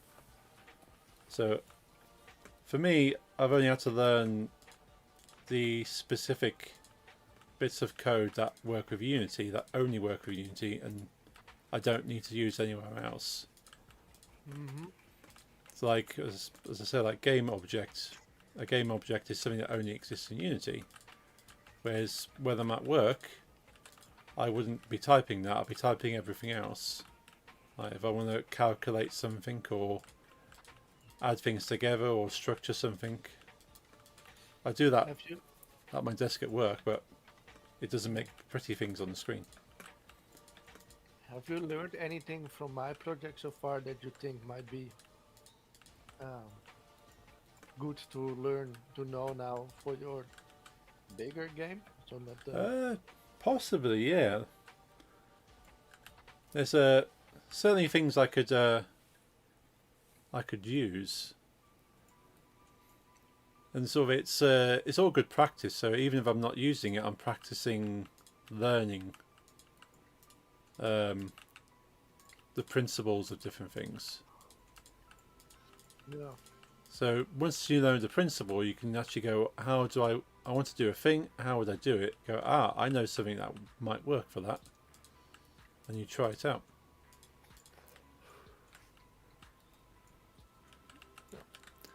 Which is supposedly why a lot of things you learn at school is based upon the principle of a thing and not necessarily the thing itself. Eh, And so you are. It's not important what you're learning, but the important thing is that you are learning how something works, and just kind of apply it elsewhere. Yeah, maybe. Yeah. Then you get to my personal vendetta with the Dutch schooling system. Well, yeah. School as a whole, not great, but the principle of if it's a good subject and a good teacher, like with coding stuff, you don't need to know every single thing that you could type. You just need to know how you would, and then Google the specific words.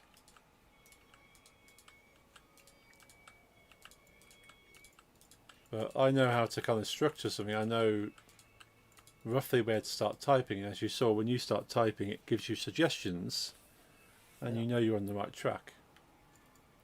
So that's a very good feature. And that's only something they brought in the past five years, like as an improvement. They've had little bits in the past, but they've got to the point now where it pretty much can predict what you want to do. Have you ever worked in Unreal? No, I've got Unreal, and I've kind of like looked at it, and I've even in that packages of those tutorials, those videos I bought, those lessons, online lessons. I do have Unreal lessons. I've just not watched them because I thought, well, I want to focus on Unity first. But yeah, making something in Unreal could be fun. Because I've been watching some streamers. It's been a while, but I watched some streamers on on Twitch making some Unreal things nice. in Unreal, and it seemed way more like almost like build a level in a lot of games. They were mostly just placing things. Like the game already knew, okay, that he's building a castle, so that's gonna be doing this or that, and it's solid. Yeah. They already walked around like they played, placing mobs, placing things. It felt more like almost like a build your own game compared to Yeah. what we were doing. Way less coding, way more just like Yeah. Unreal has placing assets. yeah, Unreal has a lot of kind of like just place things in there, and as long as somebody's already made something close to what you want, you just kind of go with it. They have what they call blueprints in Unreal. So you find a blueprint of something that is pretty much close to what you want, and then you just use that. So it's quite Unreal is very good for that. It's like, well, there's a lot of good resources, and it helps you get there quicker. But the optimization in Unreal is not as great. Because it's got all these extra things built into it, it kind of slows it down a little bit. Yeah. But the light processing engine in Unreal is far better. Like you get really good light. Like if you want something that looks like a realistic lighting, like the water effects and like reflections and like rain, Unreal beautiful for that. I feel like, let's say, and this is something I have no intention of I don't think ever, but maybe you never know what your hobbies become. But let's say I would want to make the big competitor to Final Fantasy, Yeah. or GTA, something like that. Realistic graphics and pretty graphics. Then it would better to try to fix it in Unreal. Oh yes. Yeah. Unreal visually is a lot better. Although Unity 6 has only just come out, and that's some of the tech demos I've seen online for Unity 6 is pretty much at the same level now. So maybe Unity 6 is just as good, but time will tell. But like, I feel like if I want to make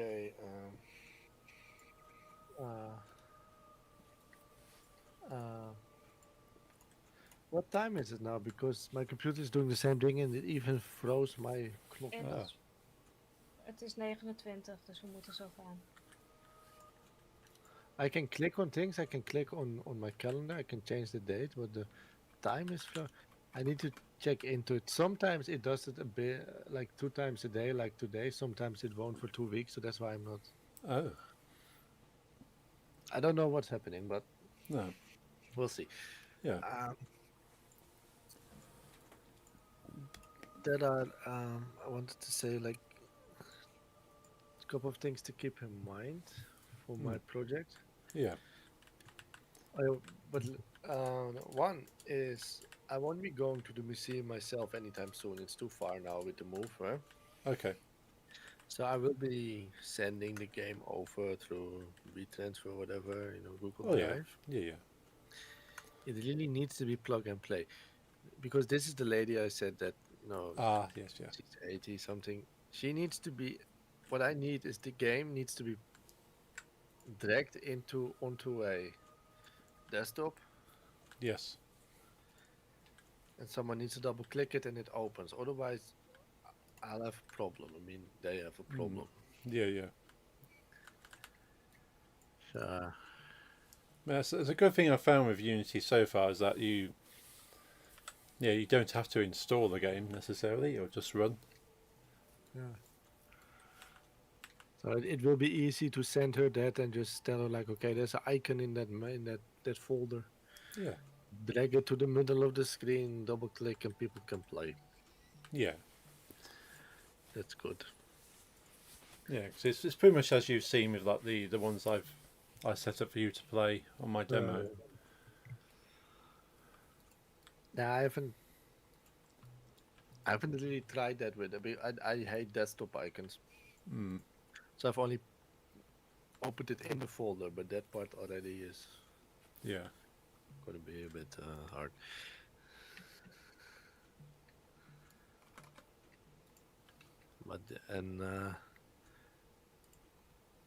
But let's say I would like to make a 2D beat 'em up like River City Girls in PixArt. I feel like Unity is the Oh yeah. Yeah.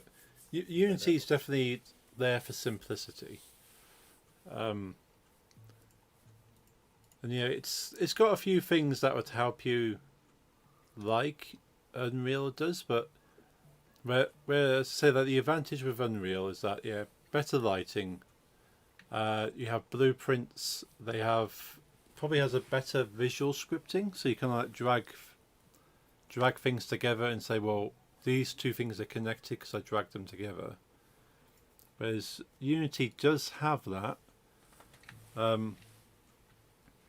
but it's not quite as good. But then Unity is far simpler. It doesn't put a lot of it doesn't need a lot of resources from the computer, so you can run it on mobile. Like you can make a game and have it run on your mobile, whereas Unreal won't do that. Of course. And then we have to walk the dog, but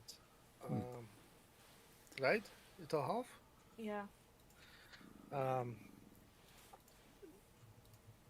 I do when I think about it, like I can like well, I don't know, by heart now, but I could at least find you within my own like in my game shelves at least 10 or 20 PS4, PS5 games I put into my console, and it starts up with the Unreal logo.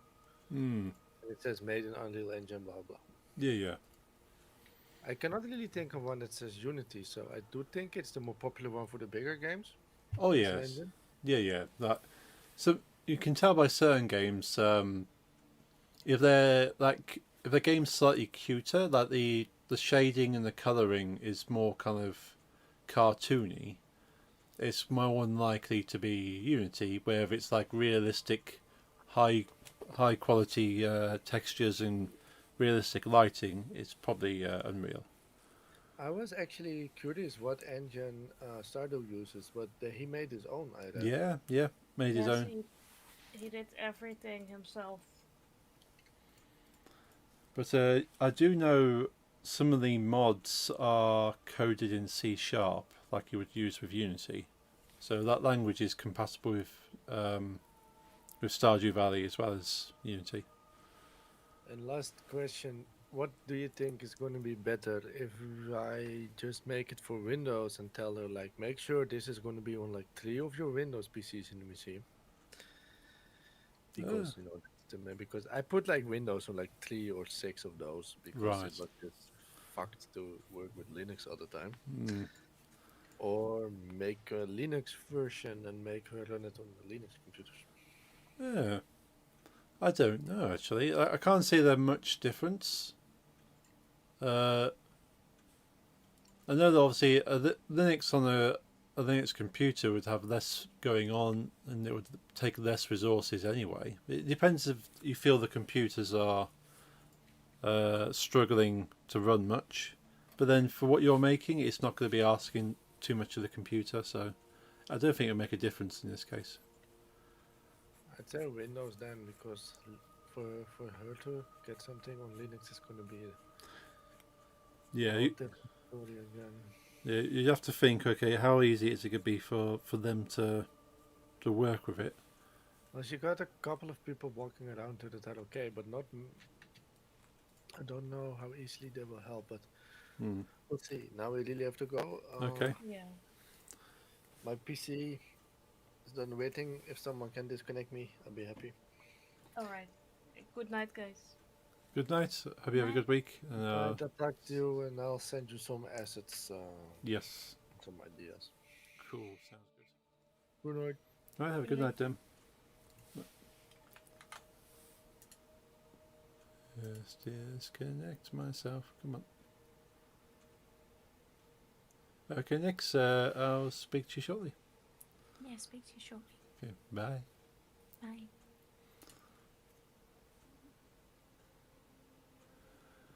Thank you for joining, folks.